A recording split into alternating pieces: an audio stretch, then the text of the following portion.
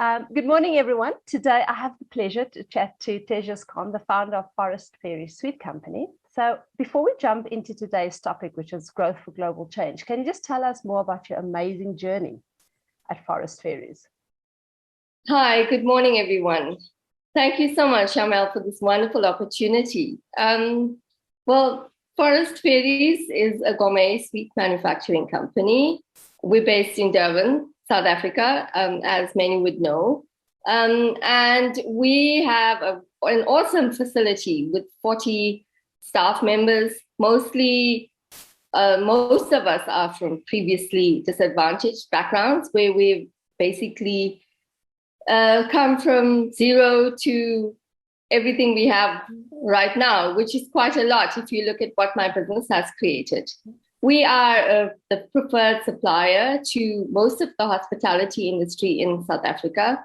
So be it the Sheraton, Sun International, Soga Sun, Legacy hotels, most of the bigger brands, yeah. So Hilton as well. The frightening part is that there's just been so much up in the air with regards to the problems and the pandemic.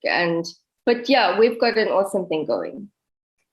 Thank you for sharing that. So up until the time the pandemic disrupted us completely in our lives, can you just share what your journey has been, the size of what, kind of how your business looked like just until we got to that stage?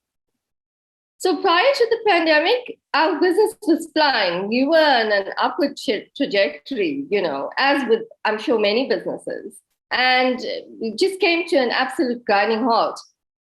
We, as I mentioned, primarily suppliers to the hospitality. And we were really building our business fantastically well. End of 2019, we had exported to Asia as well.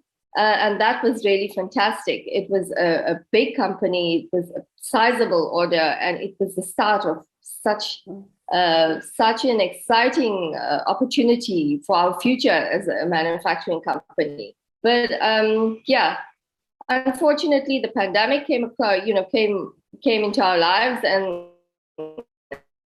and well, I guess we're still struggling with that. So can you share with us what did you do to survive, and kind of pivot your business in order to make it through the pandemic?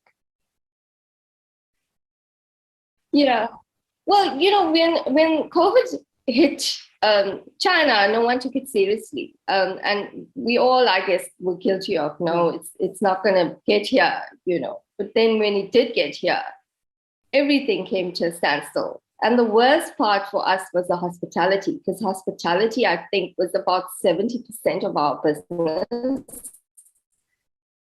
And we were, sending product all over the country. We were mass manufacturing for hospitality. So that really had a tremendous impact on us because it simply came to a standstill, So I guess the great part is that, with being an entrepreneur, whenever we're thrown a curveball, we react pretty fast. And so e-commerce, and I think entrepreneurship encourages, one telling thing about an entrepreneur is that you continue to study, you continue to research. And I guess with me personally, and that's what I had done prior to the pandemic, is research e-commerce online, because that was the trending subject. And then obviously keeping up with technology and digital transformation and all of that encouraged us to really focus on e-commerce and change things around. But the frightening part is that there was just so much of uncertainty and just not knowing. But one of the first things we had done was consult with our staff. And sometimes business owners neglect to see the importance of communication with your staff and everybody. So whether it's a cleaner, whether it's a manager, admin, production staff, everyone got together where we sat down, obviously with social distancing, and then discussed where to from here. The frightening part is being a gourmet sweet manufacturer, we didn't know whether we would even survive because people, were worried about the bottom line. People were concerned about, purchasing necessities. And we really didn't know where we stood, in the grander scheme of things. So, we sat down, we had a meeting, we discussed our feelings, first of all, because there was just so much of fear and emotions running through. And we decided as a team to just hang back. Even though we were food manufacturers and there was a gray area where we would have been, had the opportunity to continue, we just felt that a management sat down and felt that it would be unfair for us to make the call looking at the financials when lives were at stake. So staff were really fearful, and we made the tough decision to just put everything on hold. So we closed down during the pandemic, those first few months during the lockdown, and we followed all the rules. And we lost a lot, yes, but we gained a lot in terms of the faith our staff had in us. Our strength as a team. I think we really, focused on us as a team and made decisions as a team, and that really went a long way. That strengthened us.